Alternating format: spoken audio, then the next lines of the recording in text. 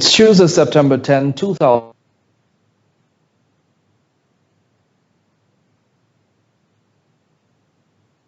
Guyana. Here are the major headlines for today. Opposition meets with GCOM. Still no decision on way forward. JetBlue to commence flying to Guyana from April 2020. Three prison officers suspended after inmate escapes New Amsterdam prison. Oil money could only be spent after elections, says Finance Minister. And government builds first primary school in Iterimban. We start off tonight's news by telling you that the Guyana Elections Commission GCOM recently concluded another round of training for polling day staff, with some 2,030 persons receiving training in regions 1 Barima-Waini, 2 Pomeroon Supernam, and 10 Upper Demerara Berbice, according to the Department of Public Information. Public Relations Officer Yolanda Ward said that the training session saw 382 persons from the Barima-Waini region being trained. The turnout in Region 2 and 10 were 779 and 869 respectively. Along with the three regions, the elections body has also conducted training in Georgetown, East Bank and East Coast, and Region 5 Mahaica Berbice. The training of polling day staff remains critical as the country prepares for credible general and regional elections. GCOM is currently deliberating on a draft schedule of timelines for elections. A team of several high-ranking members of the opposition People's Progressive Party Civic (PPPC), led by Barra Jacquio, the party's general secretary, met with the chairwoman and commissioners of the Guyana Elections Commission (GCOM) to hold further discussions on the way forward regarding elections. During the meeting, the PPPC expressed its reservations about the Commission's timeline and work. There's more in this Kingsley Bryan report. On Friday last, the statement from the Commission proposed March 2020 for the holding of regional and general elections. This decision did not sit well with the leader of the opposition, who, after meeting with the Commission on Tuesday, expressed his satisfaction with Tuesday's interaction. The chairman said some encouraging words at the end of the meeting, very encouraging words, but I will not repeat them. Maybe you can ask the commissioners. But why you felt encouraged? Encouraging words because it has an outside limit to what this whole ordeal that we are going through. The opposition leader was adamant that the proposed March date was too much of a long shot, and said the party is still optimistic that elections can be held before 2019 comes to an end. Oh, that is clearly out the window now. We don't even need to debate that. That's out the window. There's March is totally out the window. We're looking for elections before the end of the year. Meanwhile, GCOM on Tuesday in a statement noted that the proposed timelines are still in drafted stages, and as such is not yet set in stone. GCOM also advised that given the extraordinary circumstance under which these elections are being called, nominations day may now precede the actual elections date by 55 days. Opposition nominated Commissioner Sais Ganraj, following the meeting, expressed his dissatisfaction with GCOM's statement. The content of that press release is inaccurate and it is misrepresenting the discussions of the Commission. The Operations Subcommittee decided on one thing, that the statutory timelines that are catered for in the law would not be breached. Every single other activity between the holding of Nominations Day and Elections Day, we decided as late as Friday last, we will make efforts to have that time reduced in an effort to hold elections in a timely manner. The Commission, however, in its statement maintains that this timeline is acceptable and is not in contradiction to the laws, but remains justifiable. On the other hand, government-nominated Commissioner Vincent Alexander, when questioned on the issue, maintained that there is no room for flexibility in these timelines. In the Secretary's timeline, no. It will have to be in March? In the Secretary's timeline, there's no wiggle room. No. Wiggle room, as you asked. The Commission is expected to meet again on Thursday to continue their deliberations. For Globespan 24x7 News, this is Kingsley Bryan. Thanks, Kingsley. The failure to set up an oversight committee to manage Ghana's Natural Resources Fund, also known as the Sovereign Wealth Fund, will see the current government not being able to spend monies acquired through the new found oil and gas sector. We find out more in this report. Finance Minister Winston Jordan says that this is a result of the People's Progressive Party and the Private Sector Commission not putting forward the names of their nominees. The minister said if government could not get the 21-member committee set up, the account would be opened in keeping with the law and the monies would be received. And it will be parked there until we can get the parliament going, because parliament is heavily involved in the withdrawal process from the Natural Resource Fund. However, Jordan does not see government not being able to spend the monies from the Sovereign Wealth Fund will hugely affect certain projects and programs. As I said, we'll open the account and park the money in there until we get a new parliament in place. So that can take some months? Yeah, well, that will take some months. So you'll have money but you can't spend. The minister noted that he is not in agreement with opposition leader Barrett Jagdio's approach that all revenues should first be deposited into the consolidated fund. Essentially a black hole, and an indeterminate entity or person will determine how much will come out to go into the Natural Resource Fund. Our model is everything goes to the Natural Resource Fund. So there's a transparent process. You know how much is in that fund, and then there's a detailed process about how it can be withdrawn from the fund. The Private Sector Commission has since written Jordan saying that their delayed response was due to a transition in its management team and would respond later. The Finance Ministry will be hosting several workshops aimed at training officers in charge of the management of the fund. Reporting for Globespan 24x7 News, this is Abel Harris. Thanks, Abel. 28 traffic lights battery units were stolen and the cabinets have been vandalized within Georgetown, the Ministry of Public Infrastructure has said. The ministry's electrical engineer has estimated these battery units to amount to approximately $2.5 million. The ministry has called in the police who are currently investigating the situation. In light of this issue, the ministry is again pleading with citizens to refrain from destroying much-needed infrastructure within the city. Persons are asked to report any act of theft or vandalism to the nearest police station or the ministry's public relations department on telephone number 227-0799. Another major American flag carrier has signaled its intention to begin providing direct flights between the United States and Guyana. Today, JetBlue officially announced its intention to begin daily flights out of this country. More in this Kingsley Bryan report. American airline JetBlue on Tuesday announced it is again expanding its large Latin America and Caribbean network with new non-stop service between New York's John F. Kennedy's International Airport and Georgetown, Guyana's Chetty Jagan International Airport. Flights will operate daily on JetBlue's new A321neo aircraft beginning April 2, 2020, with seats available for purchase in the U.S. starting today.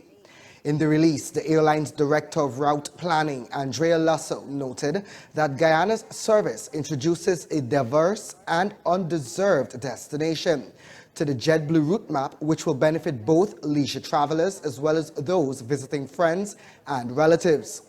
Additionally, the report stated that the government of Guyana is delighted to welcome the services of JetBlue to Guyana, and this is according to Guyana's Minister of Public Infrastructure, David Patterson.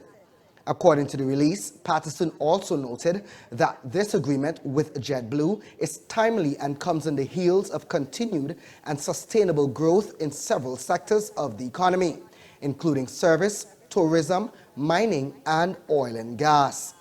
JetBlue's newest route will also connect to New York's Guyanese American community, the largest in the U.S., with Guyana's capital city, making the connections between friends and family easier and closer than ever. Guyana becomes the fourth country in South America that JetBlue serves and grows the airline's presence in Latin America and the Caribbean, where it is a leading carrier serving nearly 40 destinations.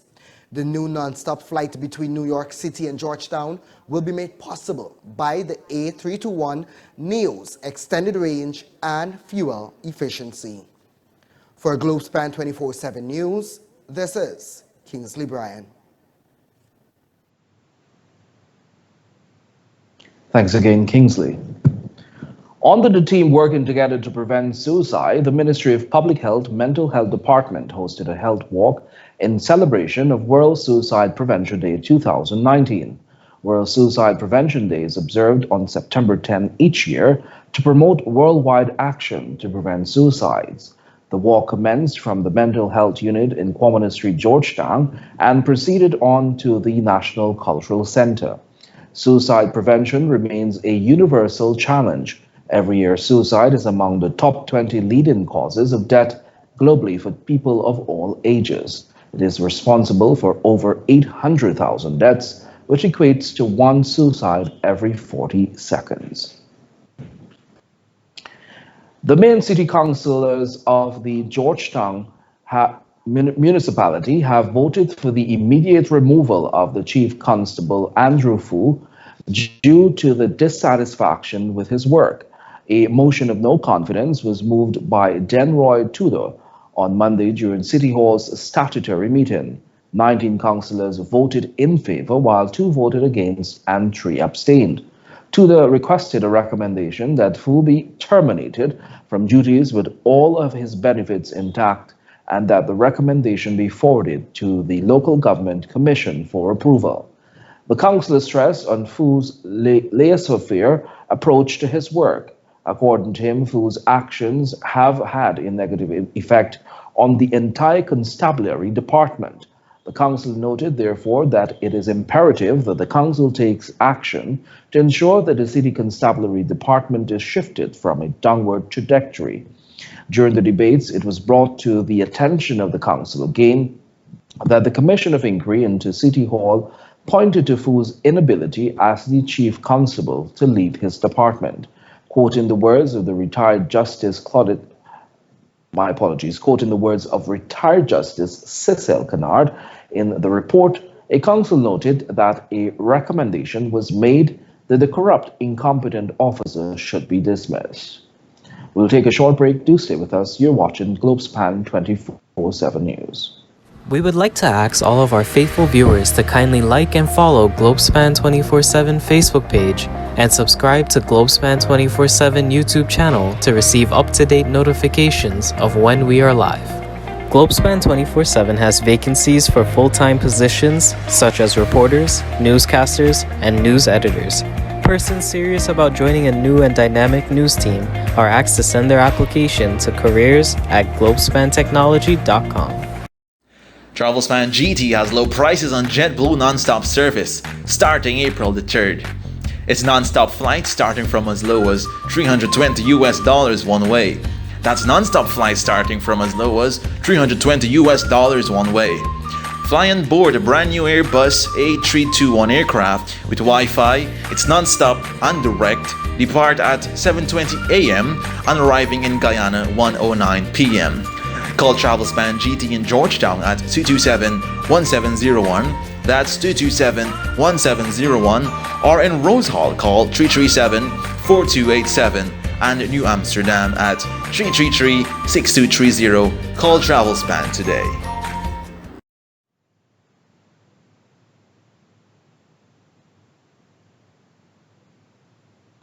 Thanks for staying with us. The far-flung Upper Mazaruni community of Iterengbang will soon have access to local primary education for the first time. Regional Chairman for Region 7, Gordon Bradford, stated recently that this step is part of the government's efforts to ensure access to universal primary education, with particular emphasis on hinterland communities. 2 primary schools were commissioned recently by Education Minister Nicolette Henry and Minister of State Don Hastings Williams in Camarang and Parima, both in the Upper Baz district of Region 7. Similarly, the region has also constructed a new primary education facility in Mbamadai, which is said to be 45% completed, and yet another primary school in Kako. The contract to construct the school in Iterengbang was awarded to KNP Project Management for $25 million. Ithrimbang is located on the Upper Cuyuni River, close to the Ghana-Venezuela border. Previously, the children in Ithrimbang attended the San Martin School in the San Martin de Thrumban, Bolivar, Venezuela, because of the absence of a school in their village. The school was closed due to the ongoing situation in Venezuela, and children from the community were left without schooling. First Lady Sandra Granger joined top government and company officials of ExxonMobil to officially welcome Ghana's first oil production vessel, which she says will bring renewed hope to Guyana. Here's that report.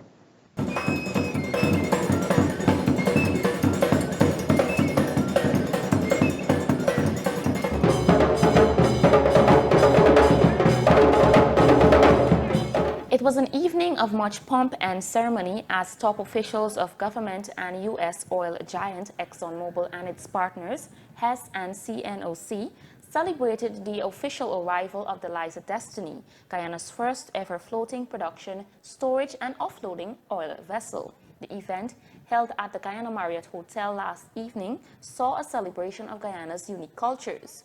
Dubbed the godmother of the vessel, First Lady Mrs. Sandra Granger, while delivering brief remarks, expressed her hope that the vessel will not only benefit ExxonMobil and investors, but also Guyanese. And I would like to hope for the Liza Destiny, the partners and the crew, that it will bring us all the good things we anticipate. Not only the profits and return on investment for the Exxon and its partners, but also for the people of Guyana, and in particular our children, a better quality of life, sustainable development, and everything from which good oil will flow.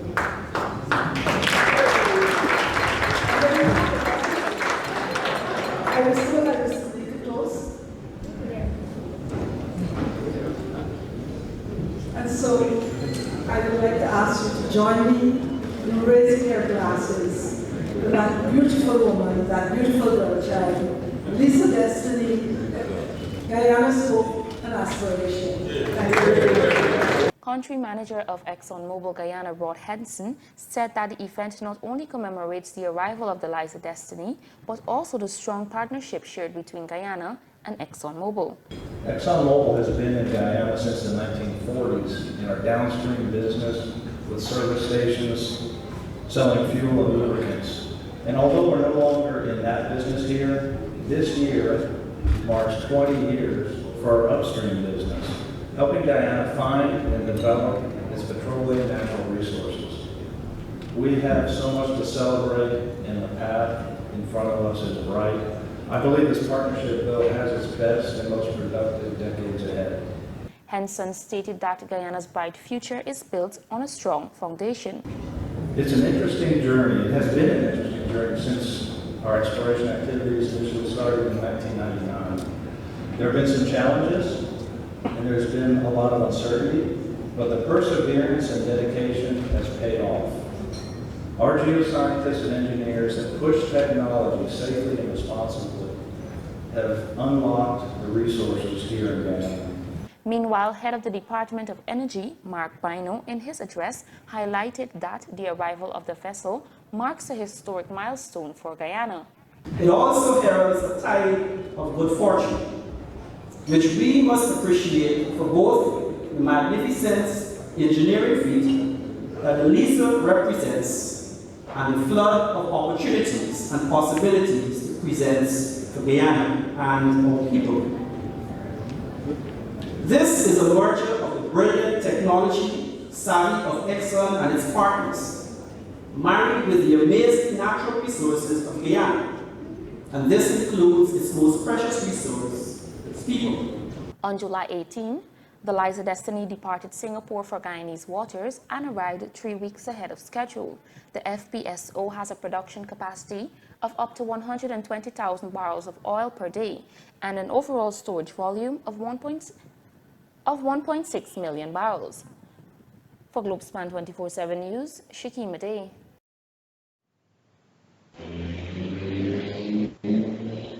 Thanks, Shakima. Although the Eastern Caribbean Central Bank, in consultation with the ECCB Monetary Council, has approved the application for the transfer of assets and liabilities of the Bank of Nova Scotia to the Republic Financial Holding Limited in several regional territories, the Guyana government's position on the takeover has not changed. We find out more in this report. Well, as far as I'm aware, no particular movement on that as yet because the governor hasn't reported any substantial change or development since we last spoke. And we last spoke maybe about 3-4 weeks ago. That was Finance Minister Winston Jordan. The minister nevertheless says that government has made its views very clear on Republic Financial Holdings Limited plan to acquire Scotiabank's banking operations in Guyana. We are not in favor of the agreement. And we said the reasons why we are not in favor of the agreement. That hasn't changed at the level of cabinet, But I think the bank is doing what it has to do. And when it's finished, it has to pass it over to me so I could take it to cabinet. The Trinidad and Tobago-based bank has received the green light to take control of the operations of Scotiabank in Anguilla, the Commonwealth of Dominica, Grenada, St. Kitts and Nevis, St. Lucia, and St. Vincent and the Grenadines, pursuant to Section 43 of the Banking Act. The way how the Eastern Caribbean Bank dealt with it is not the same as in our case, so to speak. If any lessons to be learned, we don't know what is the whole experience that led to their completing their transaction, but I can say ours is different. Ours is different at the moment. Earlier this year, Jordan's finance ministry had stated it has certain reservations. One such issue is what the ministry said was Republic Bank wielding too much influence on banking products and rates, as their acquisition of Scotiabank would invariably see assets and deposits within the local banking system increasing exponentially. According to the ministry, Republic Bank currently holds 35.4% of the banking system's assets and 36.8% of deposits, and the acquisition will up this to 51% of both assets and deposits. This raises concerns about an over-concentration of banking services, market domination, and the too big to fail risks. Although an agreement has been met between the Republic Financial Holdings Limited and the Eastern Caribbean Central Bank, initially, certain countries were against it. For Globespan 24x7 News, Shakima Day.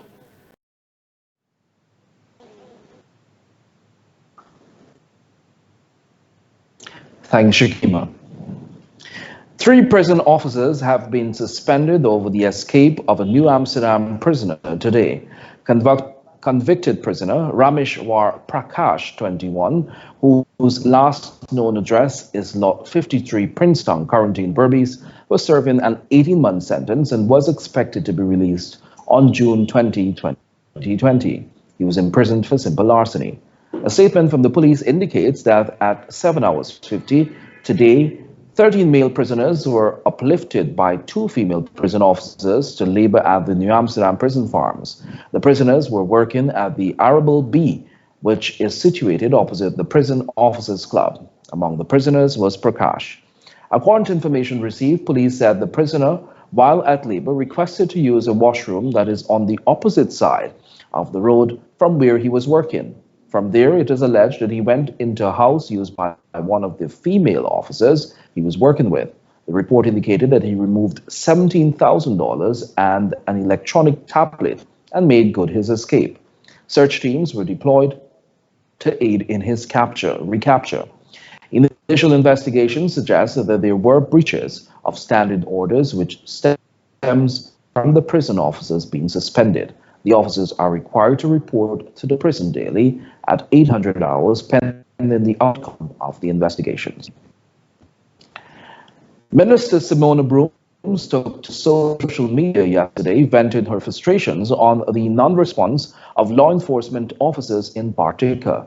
Brooms, who hails from the mining community, contacted the police in the wee hours, but the response received was less than favorable. Shakima Day has that report. And you police, you come here to serve and protect. We ain't begging you for nothing. You take the job. You took the oath. You took the oath. You joined in the bandwagon to some of y'all. Parents complaining to me about y'all and they ain't got nowhere else to go. Stop it.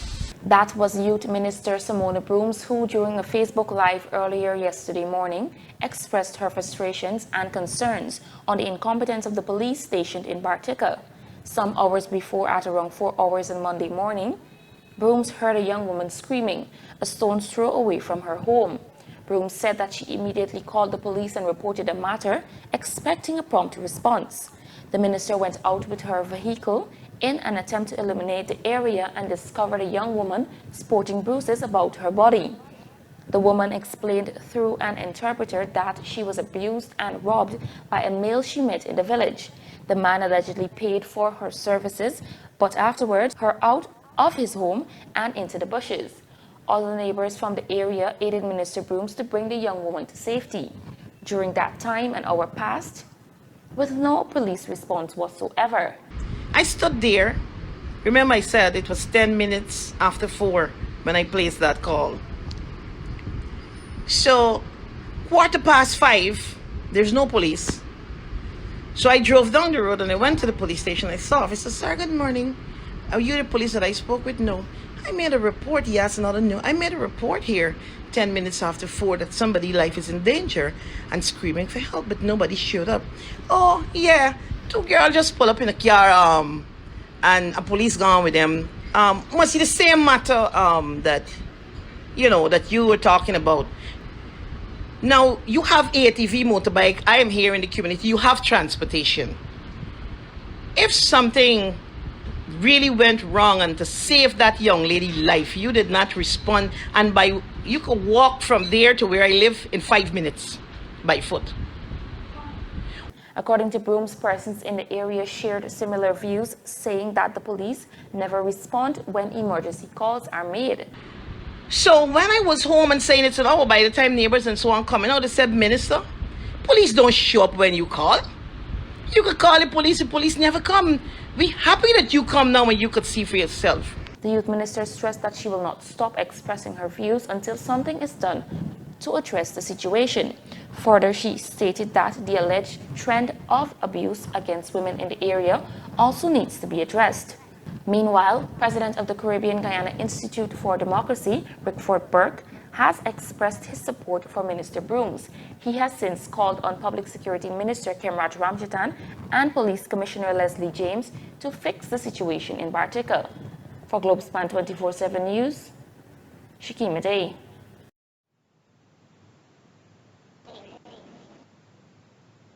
Thanks, Shakima. The body of a 7-year-old Munripo girl who was severely burnt during a house fire and died during treatment in the United States will be flown back home for burial. Shania Prasad's heart stopped twice on Monday and doctors tried desperately to resuscitate her. However, it stopped the third time, which led to her unfortunate demise. More than 90% of Prasad's body was burned while she was trapped in her home in Munripo, which went up in flames on August 5, 2019. Prasad miraculously survived the fire by walking out of the house as it was burning. It was reported that she was covered in flames, but neighbors quickly went to her rescue. The Saving Hands Emergency Aid, SHIA, a non-profit organization, helped evacuate her for emergency treatment in the United States, while the Rotary Club helped to raise funds for her surgery. On Friday, September 6, doctors had to amputate one of her legs, a few of her fingers, and a section of her ear. She has said that doctors tried everything possible to treat her, but she also had internal injuries that were difficult to treat. We'll now take a look at our bridge reports.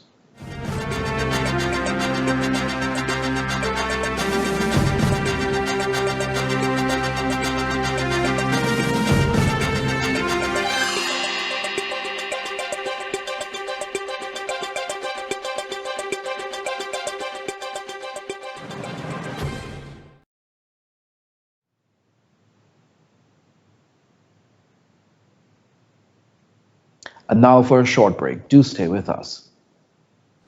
JetBlue announces non-stop service from JFK to Guyana starting April 2nd. TravelSpan has low prices on JetBlue non-stop service. It's a non-stop flights starting from as low as $244 one-way and $491 round-trip. That's non-stop flights starting as low as 244 one-way and 491 round-trip. Fly on board a brand new Airbus A321 aircraft that is a brand new aircraft to Guyana with Wi-Fi. It's non-stop and direct. Depart at 11:55 p.m. and arriving in Guyana at 5:58 a.m. Call Travelspan at 718-845-0437. That's 718-845-0437. Or book online at travelspan.com. Amro's Travel Service is pleased to support Globespan 24x7 broadcasts. We provide travel solutions via our 4 locations in Trinidad. Chaguanas at 665-3383, Valpa 645-1604, Port of Spain 625-0800, and San Fernando at 652-4789. Remember, when you travel, Amro's is the way to go. Thanks for staying with us. We'll now take a look at our regional and international news with Shakima Day. Let's take a look at our regional and international news. The Bahamas government says it has suspended the crackdown on illegal migrants in the Abacos and Grand Bahama as the death toll from the passage of Hurricane Dorian a week ago climbed to 45. Minister of Financial Services, Trade, Industry and Immigration, Ellsworth Johnson, said that with the country presently experiencing a humanitarian crisis in the aftermath of Hurricane Dorian, strict instructions have been given to the Immigration Department that our concentration is on assisting with the humanitarian efforts to rescue and save the lives of persons regardless of place of origin, nationality, or immigration status. He further said that authorities are obligated to and will continue to secure the country's borders, and all domestic apprehension exercises in the affected areas are suspended. We also invite in all of our communities to assist as best they can with the humanitarian efforts now underway, he said. Prior to the passage of the hurricane, the Bahamas had implemented a crackdown on illegal migration, particularly directed at people from Haiti. A Bahamian immigration policy requiring that all residents carry passports has led to increased raids in shanty towns and other areas with large undocumented populations. Following the devastation caused by the storm, the Miami-based Family Action Network movement and more than 20 other groups released a letter addressed to Bahamian Prime Minister Hubert Minnis from residents because they are scared to seek help because of their immigration status. Bolivian wildfires have destroyed 2 million hectares of forest and grasslands since August, according to officials. Almost half of the losses are in protected areas known for high biodiversity. Scientists at the College of Biologists in La Paz estimate that regeneration of the local ecosystem will take about 300 years. The government is under pressure to declare a national emergency. Defense Minister Javier Zavalita blamed people for starting the fires, calling them saboteurs who are playing a macabre game. High temperatures and strong winds also stoked the flames over the weekends. Civic groups in Santa Cruz, the worst affected region, have imposed a Tuesday deadline for the emergency declaration, insisting it will help channel firefighting efforts and international aid. The fires began in May and intensified in August, while blazes also raged in the neighboring Brazil. At least 31 people have been killed in a stampede during the commemorations for the Shia holy day of Ashura in the Iraqi city of Karbala, officials say. Health Ministry spokesman said another 100 people were injured and warned that the death toll could rise. The stampede reportedly occurred when a pilgrim tripped while hundreds of thousands were performing a ritual. Ashura commemorates the martyrdom in battle of Imam Hussein, a grandson of the Prophet Muhammad, in 680 AD. In 2005, at least 965 pilgrims were killed in a stampede on a bridge over the river Tigris in the Iraqi capital, Baghdad. Witnesses and panic spread among the pilgrims over rumors of suicide bombers. And that's all for international and regional news. Back to you, Samuel.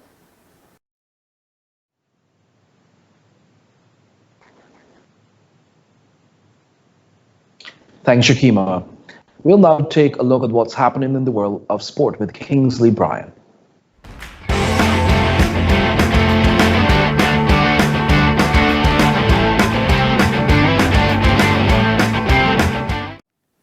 Thank you, Samuel. And in sports, the Reggae Boys continue their unbeaten streak against the Golden Jaguars. The Jamaica Reggae Boys repeated history on Monday evening after securing a convincing win of 4-0 against the Golden Jaguars in Group C of League B action in the CONCACAF Nations League at the Lenora National Track and Field Center in Lenora, West Coast, Demerara. The Reggae Boys led the attack after Elvis Powell scored the first goal of the night in the 14th minute. This built the momentum for Powell as he was once again on the strike in the 26th minute. By the end of the 44th minute, the Jamaican side had already secured their third goal against the now shaken Jaguars. Orgil, who scored the third goal for Jamaica, then made another impressive play with a rebounded shot to score the fourth goal in the 54th minute. Apart from an impressive attack form, the Jamaican defense appeared impenetrable as the Reggae Boys goalkeeper successfully warded off any attempts by the Jaguars to score. Monday's victory has now placed the Jamaican side at the top of the group in points and goal difference. With this loss, the Jaguars are now third in their group. And turning now to CPL, the Ghana Amazon Warriors have announced that Pakistani leg spinner Shadab Khan will be replaced by South African leg spinner. And back in international cricket, former England cricket team captain Andrew Strauss has been described as an exceptional person after receiving a knighthood in ex-British Prime Minister Theresa May's resignation honours list. The 32-year-old Strauss led England to 2 Ashes wins, as well as the #1 test ranking in his 50th test as captain. Strauss scored 7,037 runs at an average of 40.91 in 100 England tests, and joined the England and Wales Cricket Board as England's Director of Cricket after his retirement from all forms of cricket in 2012.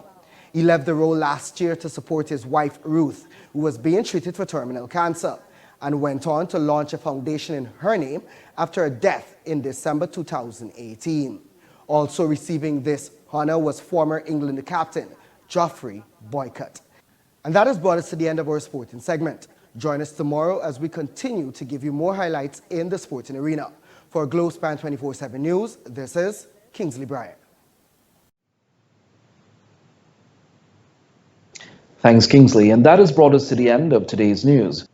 Before we go, here's a recap of our major headlines. Opposition team meets with GCOM over elections preparation. JetBlue to commence flying to Guyana from April 2020. 3 prison officers suspended after inmate escapes New Amsterdam prison. Oil money could only be spent after elections, says Finance Minister, and government builds first primary school in Iterimang. Thanks for watching Globespan 24/7 News. On behalf of myself, Samuel Suknandon, the news and technical team, until next time, do have a pleasant rest of the evening. Goodbye for now.